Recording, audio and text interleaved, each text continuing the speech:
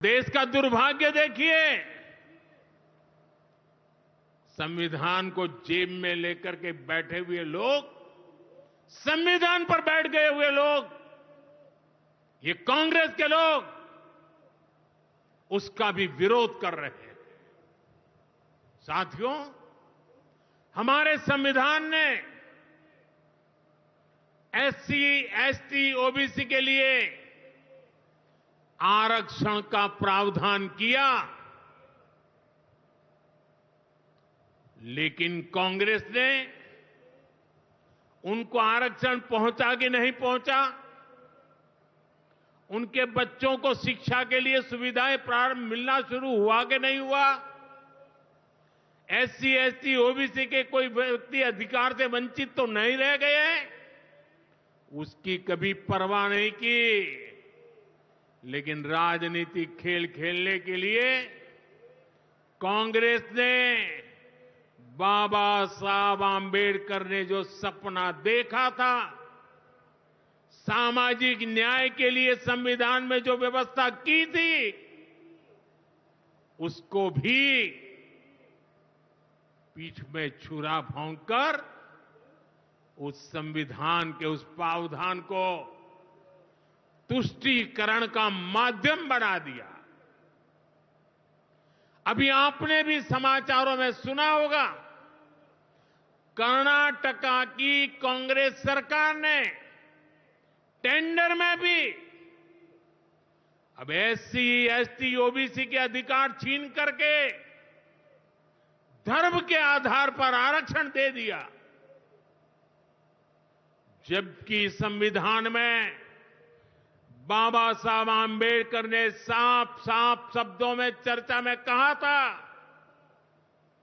कि संविधान में कतई धर्म के आधार पर आरक्षण की व्यवस्था नहीं की जाएगी। और हमारे संविधान ने धर्म के आधार पर आरक्षण के लिए प्रतिबंध लगाया हुआ है। साथियों, कांग्रेस की तुष्टीकरण की इस नीति का बहुत बड़ा नुकसान मुस्लिम समाज को भी हुआ है। कांग्रेस ने सिर्फ कुछ कट्टरपंथियों को ही खुश किया है, बाकी समाज बेहाल रहा, अशिक्षित रहा, गरीब रहा। कांग्रेस की इस कुनीति का सबसे बड़ा प्रमाण वक्फ कानून है। देश आजाद होने के बाद 2013 तक वक्फ का कानून चलता था, लेकिन चुनाव जीतने के लिए, तुष्टीकरण की राजनीति के लिए, वोट बैंक की राजनीति के लिए 2013 के आखिर में, आखिरी सत्र में कांग्रेस ने इतने सालों तक चल रहे वक्फ के कानून में आनन फानन संशोधन कर दिया, ताकि चुनाव में वोट पा सके। वोट बैंक को खुश करने के लिए इस कानून को ऐसा बना दिया कि बाबा साहब आंबेडकर के संविधान की ऐसी की तैसी संविधान से ऊपर कर दिया। ये बाबा साहब का सबसे बड़ा अपमान का काम था।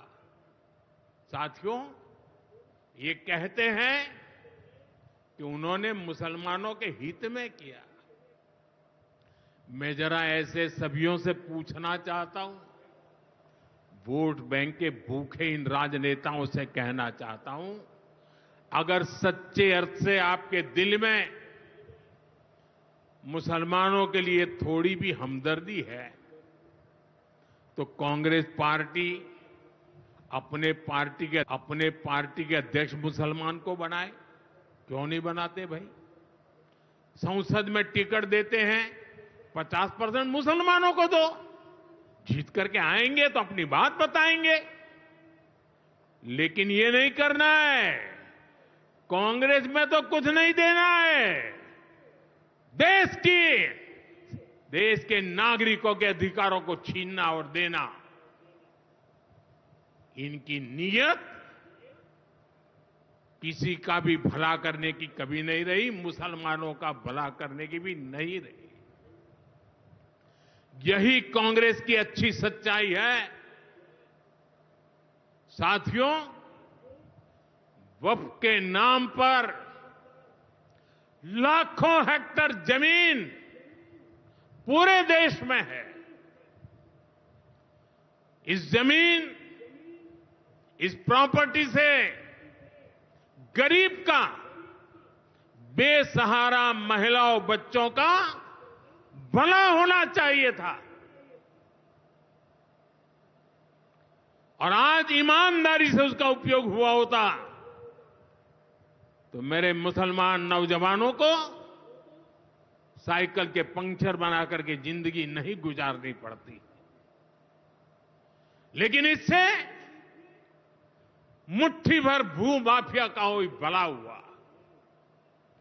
पसमानदा मुस्लिम इस समाज को कोई फायदा नहीं हुआ।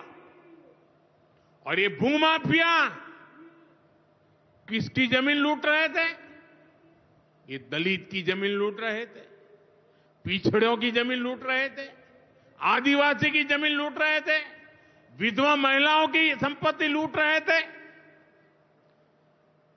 सैकड़ों विधवा मुस्लिम महिलाओं ने भारत सरकार को चिट्ठी लिखी, तब जाके कानून की चर्चा आई है।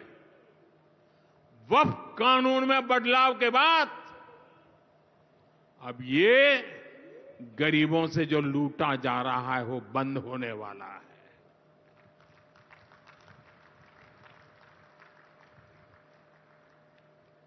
और सबसे बड़ी बात,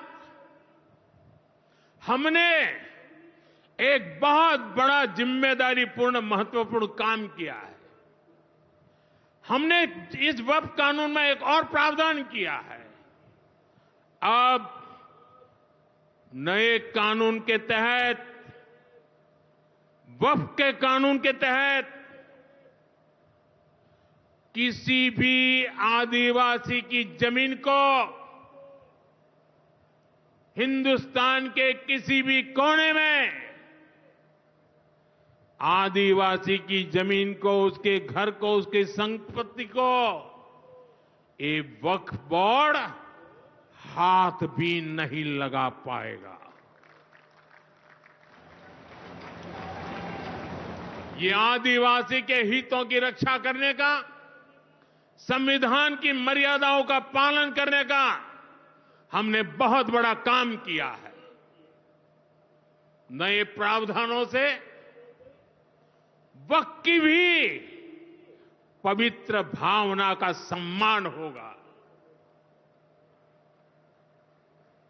मुस्लिम समाज के गरीब और पसमानदा परिवारों, मुस्लिम महिलाओं, खास करके मुस्लिम विधवाओं को, मुस्लिम बच्चों को उनका हक भी मिलेगा और भविष्य में उनका हक सुरक्षित रहेगा।